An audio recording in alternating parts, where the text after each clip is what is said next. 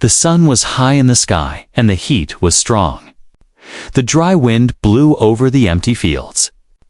Making the grass whisper softly, Jack, a quiet farmer in his 30s, wiped sweat from his forehead as he walked along the edge of his land. His crops were dying, the earth was cracked, and the well was running low. Still, he worked every day, hoping that maybe, just maybe, the next day would bring rain. Jack wasn't rich, and he didn't have a family. Just him and his old dog, Rusty, who followed him everywhere. Life was hard, but quiet, and Jack liked it that way. He didn't ask for much, just peace, and the chance to grow food in his soil. That day, something strange happened. As Jack passed near the tall grass by the north fence, Rusty stopped and growled. His ears pointed forward, and his body became still. Jack looked around, but saw nothing. Just dry grass and blue sky. Then he heard it, a weak sound. Like someone breathing hard, Jack slowly stepped forward. Pushing the grass aside, that's when he saw it. Lying on the ground was a strange figure. It was not human. Its skin was pale blue and covered in cuts. One arm was twisted in the wrong way, and a dark green liquid, maybe blood, was leaking from its side. Its eyes, large and black, were open, staring at Jack with fear. The creature looked like it had come from a dream or a nightmare. Jack's first instinct was to run, but something in the alien's eyes stopped him. It looked weak, broken, and afraid. Jack slowly knelt down and opened his water bottle. The alien flinched but didn't move. Jack poured a little water into his hand and raised it to the creature's lips. It drank just a few drops, but enough to ease its breathing. Jack saw its chest rise and fall more slowly now, like it was calming down. The alien whispered something in a soft voice, a language Jack didn't understand. Then it passed out. Jack looked around. The sun was still high. But he knew someone might come looking for this thing. He picked it up carefully, was lighter than it looked, and carried it to his old shed behind the house. Inside, he laid it on a pile of old blankets and covered it with a cloth. He didn't know what else to do. He just knew he couldn't leave it to die. That night, Jack sat on his porch, looking at the sky. The stars were brighter than usual, and one part of the sky glowed red, like a wound in space. Rusty sat beside him, ears twitching. Something didn't feel right. The air was too quiet, too heavy. He didn't sleep much. Every time he closed his eyes, he saw those black eyes staring at him, not in fear anymore, but in warning. As if the alien had passed something to him, something heavy and strange. In the early morning, just before sunrise, Jack heard a deep sound outside, a thud, then another, then many. He opened his door and stepped out. His heart almost stopped. Standing in front of his house was a line of tall, strange beings. Each one was sitting on a giant tiger with red stripes and golden eyes. The tiger's fur moved like fire, and their eyes glowed in the half-light. The aliens wore armor made of shining stone and silver thread. They were silent, watching him. One of them stepped forward and raised a hand. Behind him, on a white tiger, sat a female alien. She was wearing soft white robes and a crown made of silver leaves. She looked at Jack with calm eyes, not angry, not afraid, just serious. The leader spoke in perfect English, though his mouth didn't move. His voice was deep and echoed in Jack's head. "You gave water to the dying flame," he said. "You touched our soul. You changed what was written." Jack didn't understand. He was too shocked to speak. The leader nodded to the woman on the white tiger. She got down and walked toward Jack slowly. "She is your gift," the leader said. "A bride for the flame-bringer." Jack stared at her, his mouth dry. He had no idea what was happening. He only gave water to a stranger. He didn't expect tigers or aliens or a bride. The woman bowed her head. Her voice was soft and musical. "I will stay until the moon speaks," she said. "Your kindness has been seen and cannot be left unanswered." Jack looked at Rusty, who tilted his head in confusion. He looked back at the tribe, at the woman, and then at the red sky above. Something had changed, and nothing would ever be the same again. Jack stood still, trying to understand what just happened. In front of him was a woman from another world, calm and beautiful. Her skin was smooth and light gold. Her long white robe moved gently in the morning breeze. She looked like a queen from an old storybook. But her eyes were soft, not proud. She was not smiling. But she didn't look angry either. She just waited. The other aliens sat quietly on their giant tigers. They didn't speak, didn't move, just watched. Their glowing eyes never blinking. The leader had already said the words, "She is your gift." A bride for the Flamebringer, but Jack still couldn't believe it. "I don't want a bride," Jack finally said, his voice low and unsure. "I only gave water. I didn't ask for anything." The woman stepped forward and bowed her head again. Her voice was like soft bells. "My name is Luma," she said. "I come not to take, but to stay. I do not force love. I honor your kindness. Until the moon speaks." Jack didn't know what that meant. He looked at her, then at the leader, who said nothing more, just gave a small nod, and turned his tiger one by one. The tribe followed him, riding away into the woods without a sound. Only Luma stayed, standing near Jack's old wooden house. Jack sighed and scratched his head. Rusty sniffed the air and let out a low bark. Jack looked at Luma again and stepped aside. "All right," he said. "You can stay, but only for a while." She nodded once, then followed him inside the house. She moved like water, calm, quiet and smooth. She didn't speak much, but her eyes saw everything. She looked at the pictures on Jack's walls, the tools, the cracks on the floor, and the dry plants on the porch. She never judged, only observed. Jack gave her the guest room. It had an old bed, a small window, and a shelf filled with dusty books. She touched the wall gently, like it had meaning to her.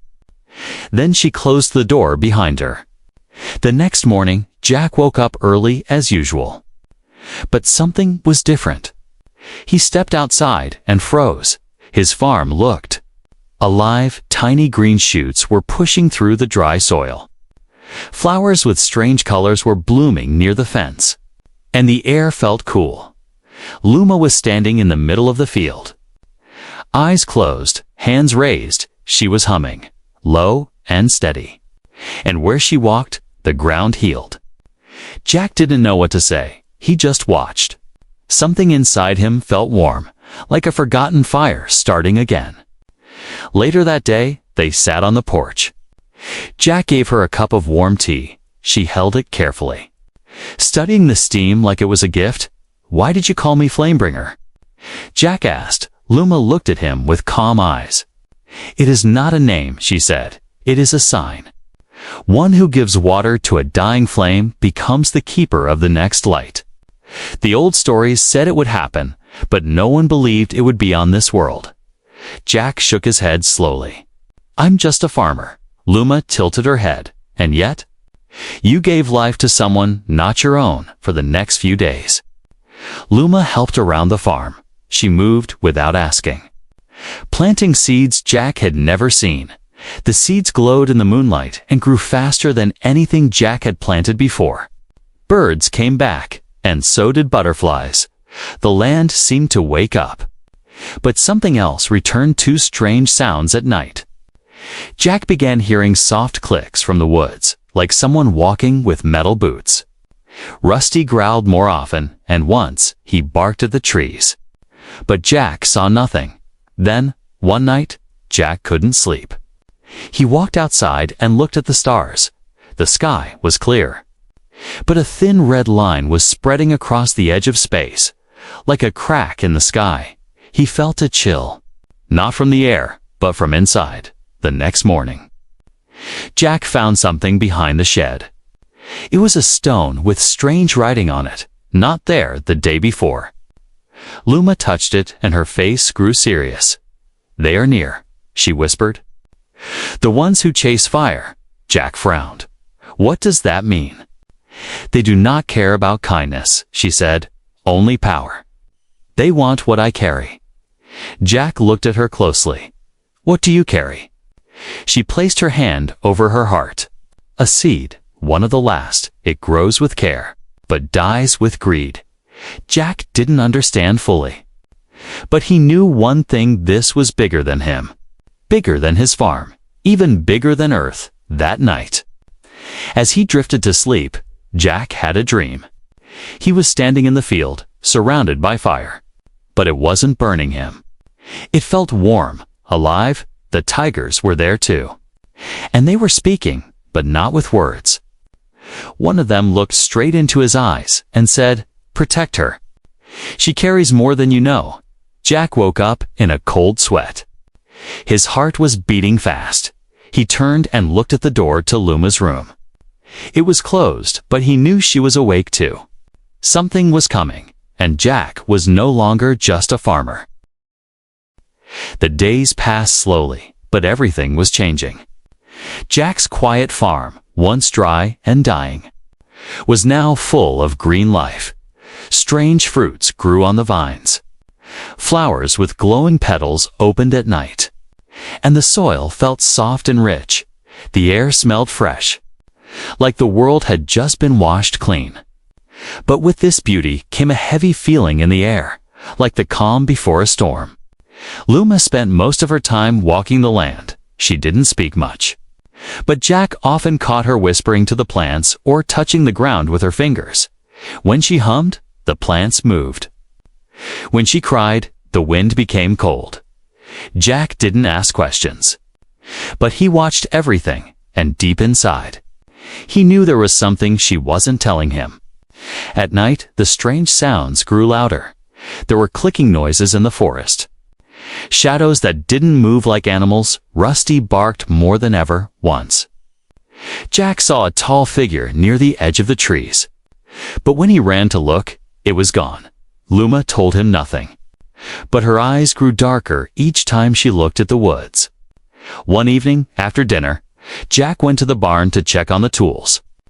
The moon was rising, big and yellow, casting long shadows across the yard. As he walked past the shed where he had once hidden Luma, he heard a soft sound, like breathing, but not human. He paused, then slowly pushed open the old door. Inside, Luma was standing in the dark. Her back facing him, her robe was pulled down slightly. And Jack saw something that made his heart skip. On her back, right between her shoulder blades, was a strange glowing crystal. It was half buried in her skin, like it had grown there. Thin lines of light stretched from the crystal across her back like a spider's web. Pulsing with slow blue light, she turned quickly when she heard him. Her eyes wide, but not angry, just tired. "You saw it," she said quietly. Jack nodded, not knowing what to say. Luma stepped closer. The glow on her back slowly fading beneath her robe. She sat on an old crate and looked up at him. "This is the truth," she said. "What I carry is not just a seed. It is life itself. My people were chosen long ago to protect these crystals. Each one can wake a dying world, feed a planet, or destroy it. But now, we are hunted by those who want to use the crystals for power." Jack sat down beside her. "So you're running?" She nodded slowly. "Yes, we ran from planet to planet. Hiding, losing friends, losing homes. Earth was our last hope. But then, you found me and gave me water. Not because of what I carry, but because I was hurt. That's why everything changed. That's why they sent the bride." Jack looked down at his hands. "I'm just a farmer," he said again. "I don't know anything about space or magic crystals, but you know kindness," Luma replied. "And that matters more than knowledge or weapons." Jack didn't know what to say. The world he thought he lived in was now full of secrets, stars, and glowing stones buried in skin. He looked at her again, and this time he didn't see an alien or a guest. He saw someone who was tired of running, someone who needed a place to belong. Later that night, Jack walked outside with Rusty. The wind was cold, and the stars were sharp and bright. He stood near the fence and looked toward the trees. That's when he smelled at metal and something burnt. He turned quickly, and Rusty began barking like mad near the barn. They found one of the alien tigers lying on the ground. Dead, its body was still warm, but its eyes were blank. And its chest had a deep hole. The heart was gone. Jack fell to his knees beside it. Luma appeared behind him, her face pale. "They found us," she said. "The collectors?" "Collectors?" Jack asked, anger rising in his voice. "They take what they want," Luma whispered. "Planets, creatures, crystals. They have no home, no heart. Only hunger." Jack stood up, fists clenched. "Then we need to stop them." Luma touched the dead tiger gently. "This one gave its life to protect the seed. Others will come. They won't stop. Unless we make them." Jack looked at the sky. The red crack was wider now, glowing faintly like fire behind glass. He didn't know how to fight aliens. He didn't know how to protect glowing crystals or sacred seeds. But he knew one thing for sure. This was his home. And no one, not even creatures from the stars, was going to take it from him without a fight. The wind was sharp that morning, cutting through the trees like knives. Jack stood near the dead tiger with his fists clenched. The alien beast, once proud and strong, now lay cold in the grass. Its eyes were open, its chest torn apart, and its heart missing. Luma stood beside him. Quiet, her face like stone. She did not cry, but her eyes burned with deep sadness. "They are here," she whispered. The collectors. Jack didn't know much about these creatures, but he already hated them. Anyone who could kill something so noble and steal its heart was not a friend. He looked at Rusty, who growled softly, ears alert. Something dark was coming, and Jack could feel it in his bones. Later that day, dark clouds rolled over the sky. But it wasn't rain, it was smoke, thick and black, rising from the hills near the forest. Jack climbed the windmill to get a better view. What he saw chilled his blood. A strange ship had landed in the open field beyond the forest. It was not like Luma's people's ships, which moved like birds and glowed gently. This one looked like a metal claw. Sharp and cold. Its surface was black, covered with spikes and tubes, and red lights blinked along its sides like evil eyes. He could see figures moving around it, tall, dark forms, walking in straight lines. Their armor was dark gray and full of wires, their faces hidden behind masks. Their hands held weapons that looked like spears, but hummed with energy. They were searching the ground, scanning the trees, and moving toward the village. Jack climbed down fast and ran to Luma. "They've landed," he said. "They're coming this way," Luma nodded. "They always move fast. They don't speak. They don't wait. They take." That night, Jack gathered the village people. He hadn't spoken to most of them in years. But now he needed them. He told them about the aliens, about Luma and the seed she carried. Some didn't believe him. Some were scared, but many were angry. They had seen the glowing sky, heard the strange sounds, and now they knew it was real. "They're not here for peace," Jack told them. "They already killed one of her tribe. They'll do worse if we let them." Old Man Harris stepped forward, holding a hunting rifle. "This is our land," he said. "We don't run from thieves." Others nodded. Picking up tools, pitchforks, and old weapons, they were farmers. Bakers and teachers, not soldiers, but they had something strong heart. And sometimes heart was enough. That night, strange lights danced in the sky. The red crack had opened wider. and a beam of light shot down from it. The ground shook slightly, as if something large was moving beneath the surface.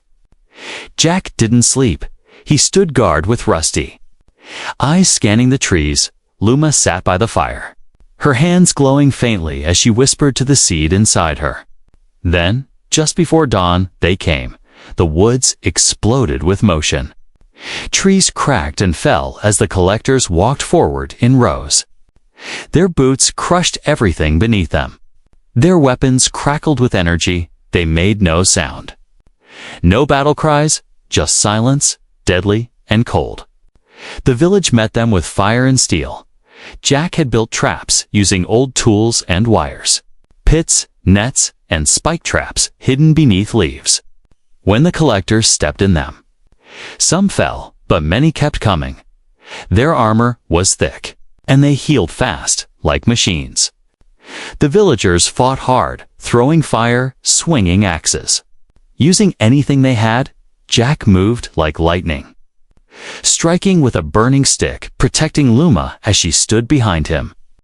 Glowing brighter now, her voice rang out in an ancient song, and the ground trembled with power. One collector broke through and ran straight at her. Jack tackled it before it could reach. Smashing it with a steel pipe, the mask broke, revealing a face part alien, part machine. Its eyes were empty. Black holes filled with nothing. They used to be people, Luma said softly. Long ago, more collectors fell, but they just kept coming. Luma raised her hands and slammed them to the earth. The plants around her rose like snakes, glowing vines wrapping around the enemy, squeezing tight. Some were dragged into the soil, never to rise again. Then came the voice. It echoed across the sky like thunder. Not from a mouth, but from inside every mind. "Give us the seed," the voice said, "or your world will burn." Jack looked at Luma, whose glow was now blinding. Her robe turned white-hot, her eyes filled with light. She shook her head slowly. "You will not take it," she said. "Not while I breathe." The collectors paused, just for a moment, as if waiting for an answer. Jack stepped forward, holding a flaming branch. His voice was strong, loud, clear. "You want her." He shouted, "You'll have to go through me first." And in that moment, the fire from the branch didn't go out till it grew. It wrapped around Jack's arm, around his chest, and into his eyes. He didn't feel pain, only purpose. The red light in the sky flashed brighter, and the ground beneath him cracked slightly. The war for the seed had begun, but Earth was no longer helpless. Smoke still rose from the battlefield as the sun peeked over the trees. The collectors had retreated for now, but the damage was done. Fields were burned, houses broken, and the earth was scarred. The villagers sat quietly, wounded and tired. Some cried, others stared at the sky, waiting for the next wave of attack, but Jack stood tall, the fire from the battle still glowing faintly in his hands. He didn't understand how it happened. One moment he was holding a burning stick, and the next, the fire had wrapped around him like armor. He had felt stronger, faster, like something inside him had opened. Something ancient, something waiting. Luma had looked at him with wide eyes, not in fear, but in recognition. "You awakened it," she had whispered. "The flame remembers you now." With the village quiet, and the people gathering their strength, Luma led Jack into the forest. Deeper than he had ever gone before, they walked for hours.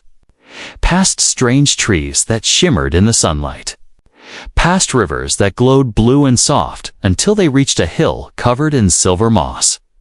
At the top, an old alien sat waiting. He looked different from the others. His skin was darker, rough with age, and his back was bent. But his eyes were sharp, full of fire. He wore a cloak made of feathers and metal, and a long staff rested in his hand. The tigers around him moved slowly, like shadows guarding him in silence. "This is Elder Varn," Luma said. "He is the last living memory keeper of our people." Jack bowed slightly, unsure of what to say. Elder Varn stood slowly. His movements slow but full of power.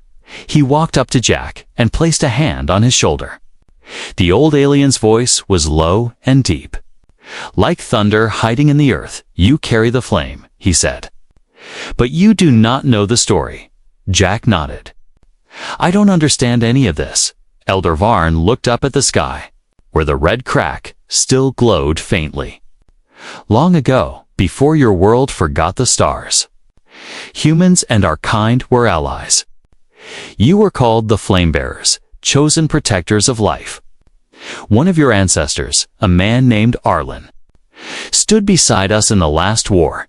He carried a blade made of light and fire, forged from the heart of a dying star. He gave his life to save our seed." Jack's heart beat faster. "Arlen." He whispered, "That was my great-grandfather's name." Elder Von nodded. "The blood remembers, even when the mind forgets. The fire in you is not new. It was waiting." Waiting for the moment to rise again, Luma stepped forward and pulled a cloth from a stone chest behind the elder. Inside was a long object wrapped in silver fabric. She unwrapped it slowly, revealing a sword unlike anything Jack had ever seen. The blade was black, but not empty. It shimmered with tiny sparks, like stars trapped in metal when he touched the hilt. The sword hummed softly, as if greeting him. "This was Arlon's," Elder Varn said. "It has slept for many years, waiting for one with fire in their heart to wake it again." Jack held the sword carefully. It felt light, like holding a memory, but when he swung it once through the air, the ground shook slightly beneath his feet. He looked at Luma, then at the elder. "What do I do with it?" he asked. "You train," Elder Varn said. "You learn to fight, not just with strength, but with truth, with heart." And so, Jack stayed on the hill, training each day under Elder Varn's sharp eye. The sword responded to his emotions when he was calm. It was silent when he was angry. It burned in his hands. He learned how to move without sound, how to strike without hate, and how to listen to the land around him at night. He and Luma sat by the fire. She told him more about the collectors, how they used to be people, broken by greed and turned into machines. She told him about the other worlds that had already fallen, and how Earth was the last place the seed could grow. "They will come again," she said. "In greater numbers. I'll be ready," Jack replied. "We'll all be ready." Then, one evening, as the sun turned orange and the stars began to wake, the sword in Jack's hand glowed brighter than ever before. A voice echoed in his mind, not his own, not Elder Varn's, but something ancient and powerful. "When blood is truth, only love can strike," it said. Jack stood still, the sword pulsing in his grip. Luma looked at him with quiet fear and quiet hope. "What did it say?" she asked. Jack looked up at the sky, his eyes burning with fire. "It said the time is near," he whispered, "and the heart must lead the blade." The moon was rising red and full, hanging in the sky like a giant warning light. The forest was quiet, too quiet, not even the wind dared to move. Jack stood in front of his old house, dressed in simple, clean clothes. His sword rested at his side, glowing faintly. Not with fire now, but with calm. Luma stood beside him, wearing white robes that shimmered like moonlight on water. Her long hair was tied with silver thread, and her hands glowed with a soft blue light. The tribe stood in a wide circle, surrounding them in silence. It was the wedding of fire and seed, not just of man and woman. Elder Vare had explained it that morning. The ritual was old, from a time before stars had names. It was not about love or romance. It was about trust, connection, and the balance of life. Jack was becoming the flame bearer in full, and Luma, the guardian of the seed, together. They would stand against the dark. Jack had never been married, never even thought about it, but now, with Luma beside him and the sky burning red above, He felt something he didn't have words for. Not fear, not joy, but something deep and strong, like standing at the edge of a storm and choosing not to run. Elder Varn stepped forward and raised his staff. The tip of it lit up like a star, and a beam of light shot into the sky. The circle of aliens began to hum, a deep, low sound that vibrated in Jack's chest. Luma held out her hand, and Jack placed his hand in hers. "I accept the flame," she said. "I protect the seed," he replied. The wind suddenly blew strong. Lifting dust and leaves into the air, the ground shook lightly, and the fire around the circle rose high. For a moment, everything felt still and bright, like time itself had paused to watch. Then the sky screamed. A sharp, high sound tore through the air, and beams of red light blasted down from the clouds. The fire around the circle went out, and the ground exploded near the barn. People screamed, tigers roared, and Jack pulled Luma behind him as ships descended from above. The collectors had returned. But this time, they did not come quietly. They came like a storm. Their black metal ships firing beams of heat. Their soldiers dropped in clusters, weapons glowing. Their faces still hidden behind empty masks. The wedding was over, and war had begun. Jack drew his sword, and it lit up like a sun. Flames danced along the blade, and the air around it rippled with heat. He ran forward and swung at the first collector that landed. The sword cut through its armor like paper, sparks flying into the night. The villagers and the alien tribe fought side by side, throwing fire, arrows, stones, anything they could find. The tigers leaped into battle, their claws tearing through metal as they roared like thunder. Luma stood at the center of it all, her hands raised. Her voice was strong and beautiful as she sang in the ancient language. Plants burst from the soil around her, wrapping themselves around enemies. Vines like chains pulling them into the earth. Flowers bloomed in midair and exploded into light, blinding the enemy. Jack fought like a man who had nothing to lose and everything to protect. The sword in his hand felt like a part of his body, moving with him, protecting Luma at all costs. A collector tried to strike her from behind, but Jack's blade was faster. It burned through the creature's chest, and it fell with a sound like metal breaking underwater. Elder Varn stood on a hill, calling the flames with his staff. Lightning poured from the sky and struck the enemy ships. One of the ships exploded midair, crashing into the forest, but still they came. Wave after wave, never stopping, never slowing. Then, through the smoke, a giant figure appeared, taller than the others. The collector commander, wrapped in armor as black as space.